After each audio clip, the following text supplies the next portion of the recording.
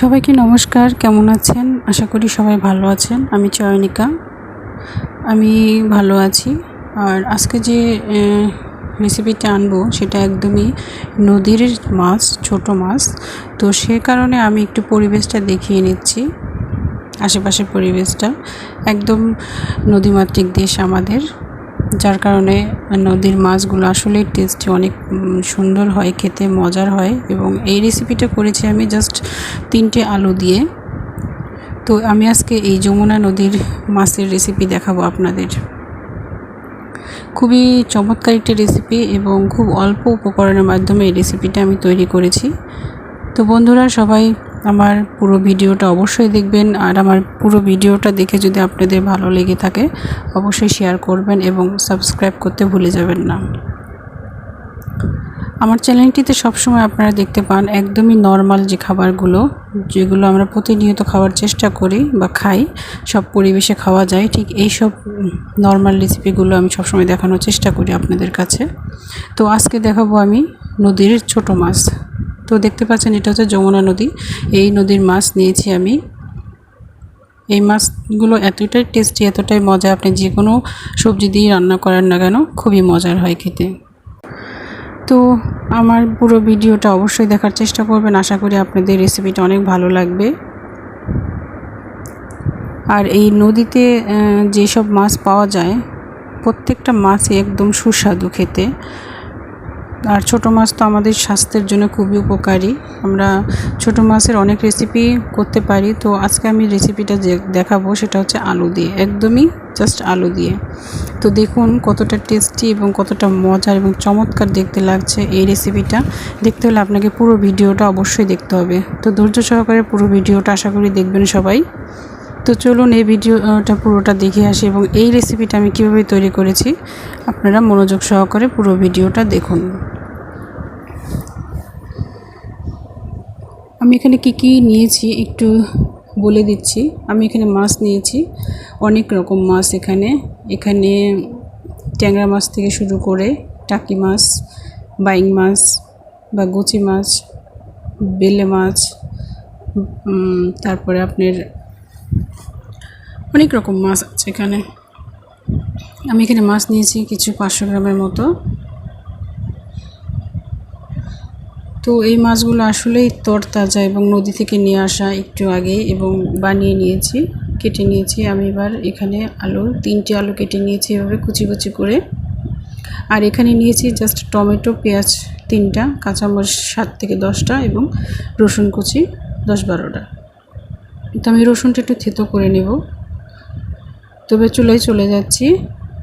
চুলাতে আমি পরিমাণ মতো তেল দিয়েছি।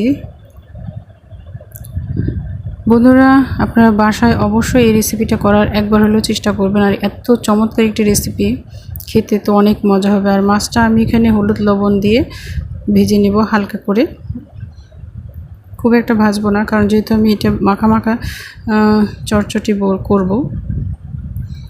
তো এই রেসিপিটা আপনারা বাসায় অবশ্যই করবেন। খুবই অল্প উপকরণের মাধ্যমে এই রেসিপিটা আমি করেছি, আপনারা অবশ্যই বুঝতে পারছেন। খুব একটা উপকরণ লাগে না। আমি তেমন বেশি মশলা কিন্তু সবসময় ব্যবহার করি না। এটা আপনারা যারা আমার ভিডিওটা দেখেন বা বুঝতে পারেন, আমি খুব মশলা কম ইউজ করি। তো আমি মাছগুলো সুন্দর করে এইভাবে এপিট ওপিট করে জাস্ট ভেজে নেব। আপনারা সবসময় আমার চ্যানেলটির পাশে থাকবেন এবং আমার রেসিপিগুলো আপনাদের কেমন লাগে কমেন্ট বক্সে অবশ্যই জানাবেন। আর কী রেসিপি আপনারা দেখতে চান আমি চেষ্টা করব আপনাদের পছন্দ অনুযায়ী রেসিপিগুলো তৈরি করার এবং পরিবেশন করার।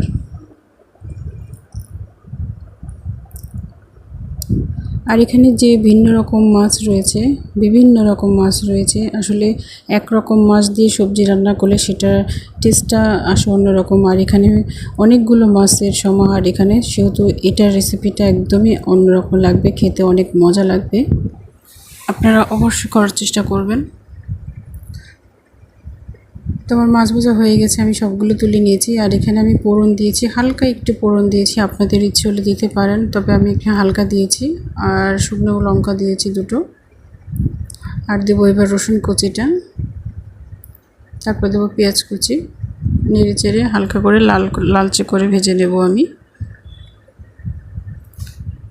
এবং কাঁচামরিচ সহ। এটা কিন্তু একটা ঝাল ঝাল খাবার হবে, তবে পরিমাণটা যেন বেশি না হয় এটা একটু খেয়াল রাখতে হবে।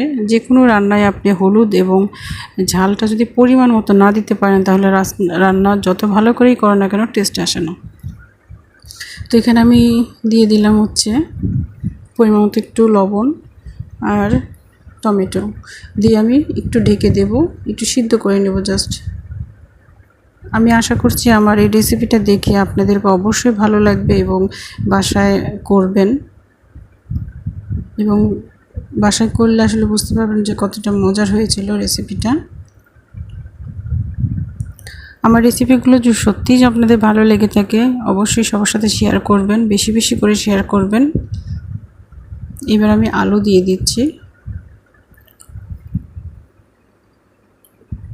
দেওয়ার পর একটু নেড়ে চেড়ে আমি ঢেকে দেব এবং পরিমাণ মতো লবণ দিচ্ছি 1 চা চামচ।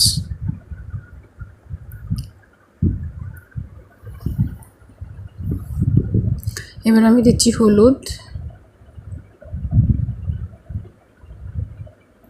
দিয়ে আমি নেড়ে চেড়ে নেব।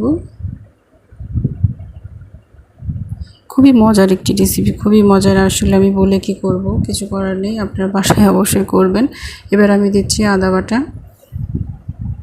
1 চা চামচ, আমি গুঁড়ো লঙ্কার গুঁড়ো দিয়েছি। এবার আমি সুন্দর করে নেড়ে চেড়ে ঢাকনা দিয়ে দেব। হালকা একটু পানি দিচ্ছি আমি এখানে।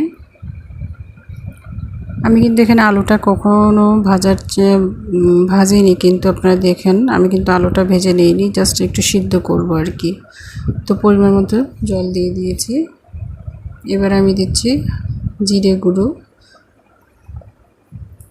সাথে একটু ধনের গুঁড়ো মিক্সড করে দিয়েছি 1 চা চামচ। এবার আমি মাছগুলো দিয়ে দিচ্ছি। খুবই সহজ এবং ঝটপট একটি এই চটচটি, এবং এই চটচটিটা এমনই যে এতটি টেস্ট হয় যে আপনি এক থালা ভাত জাস্ট এই রেসিপিটা দিয়েই খেতে পারবেন, অন্য কিছু লাগবে না। আমি আশা করি আমার এই রেসিপিটা আপনাদেরকে অবশ্যই ভালো লাগবে, অবশ্যই ভালো লাগবে। আর যারা ছোটো মাছ পছন্দ করেন তাদের তো আসলে কথাই নেই। ছোটো মাছ এই রেসিপি যদি আপনাদের ভালো লেগে থাকে তাহলে অবশ্যই বেশি বেশি করে শেয়ার করবেন। আমি চেষ্টা করব আরও ছোটো মাছের রেসিপি দেওয়ার সবসময়। এবার আমি ঢাকনা খুলে দিয়ে নেড়ে চেড়ে দিচ্ছি আবার। এটা জাস্ট সিদ্ধ হয়ে গেছে কিন্তু আমি 2 মিনিট পর নামিয়ে ফেলবো। এবং কালারটা দেখুন, লালচে কালার, কতটা কালার সুন্দর হয়েছে, খুবই চমৎকার খেতে। আপনারা যখন বাসায় করবেন আসলে বুঝতে পারবেন যে কতটা চমৎকার হয়েছে এই রেসিপিটা। তো বন্ধুরা, আমার রেসিপিটা যদি ভালো লেগে থাকে তাহলে অবশ্যই আমাকে জানাবেন, কমেন্ট বক্সে জানাতে ভুলে যাবেন না। এবার আমি নেড়ে চেড়ে নিচ্ছি।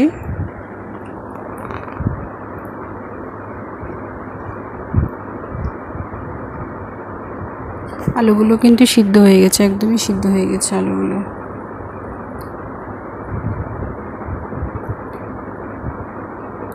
এবার আমি একটু নামানোর আগে সয়া সস দিচ্ছি। সয়া সসটা দিলে স্বাদের কিন্তু বহুগুণ বেড়ে যায়। দেওয়ার পরে আমি আবার একটু নেড়ে চেড়ে দিচ্ছি, দিয়ে এবার আমি ঢাকনা দিয়ে দেব, দিয়ে 2 মিনিট রাখবো। চুলোর আঁচটা একদম বন্ধ করে দিয়ে 2 মিনিট পর অপেক্ষা করে আমি এবার নামাচ্ছি। দেখুন কালারটা কেমন এসেছে, আপনারা দেখলে বুঝতে পারবেন। ওয়াও, আসলে খেতে যে এত মজা হয়েছে আমি কি বলবো। তো প্লিজ আমার চ্যানেলটি যদি ভালো লেগে থাকে, আমার রেসিপিগুলো যদি আমার ভালো লেগে থাকে তাহলে আমার কমেন্ট বক্সে অবশ্যই জানাবেন যে কেমন ছিল আমার রেসিপিটা, এবং বেশি বেশি করে শেয়ার করবেন। তো বন্ধুরা, সবাই ভালো থাকবেন, আমার জন্য দোয়া করবেন। আমি চেষ্টা করব সবসময় আপনাদের জন্য সুন্দর সুন্দর চমৎকার রেসিপি নিয়ে আসার।